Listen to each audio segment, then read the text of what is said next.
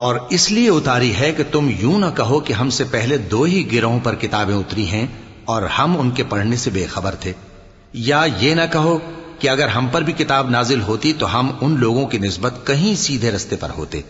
سو اب تو تمہارے پاس تمہارے پروردگار کی طرف سے دلیل اور ہدایت اور رحمت آ گئی ہے، تو اس سے بڑھ کر ظالم کون ہوگا جو اللہ کی آیتوں کی تکذیب کرے اور ان سے لوگوں کو پھیرے۔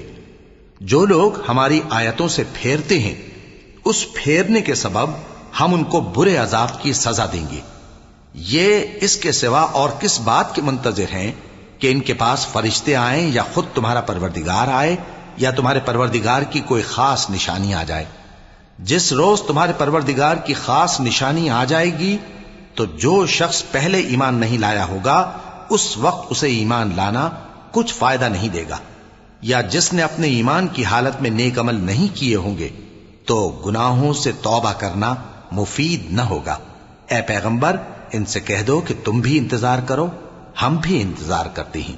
جن لوگوں نے اپنے دین کے حصے بکھرے کر لیے اور خود بھی کئی فرقے ہو گئے، ان سے تم کو کچھ کام نہیں، ان کا کام اللہ کے حوالے۔ پھر جو کچھ وہ کرتے رہے ہیں وہ ان کو سب بتائے گا۔ جو کوئی اللہ کے حضور نیکی لے کر آئے گا تو اس کو ویسی 10 نیکیاں ملیں گی، اور جو برائی لائے گا تو اسے سزا اس جیسی ہی ملے گی، اور ان پر ظلم نہیں کیا جائے گا۔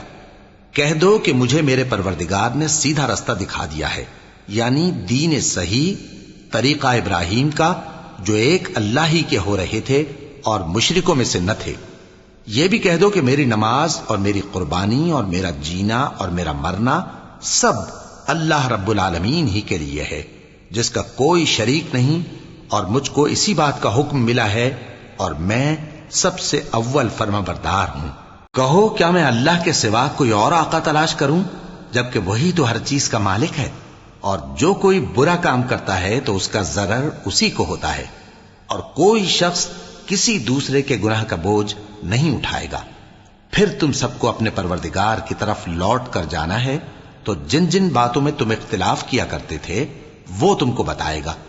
اور وہی تو ہے جس نے زمین میں تم کو اپنا نائب بنایا اور ایک کے دوسرے پر درجے بلند کیے، تاکہ جو کچھ اس نے تمہیں بخشا ہے اس میں تمہاری آزمائش کرے۔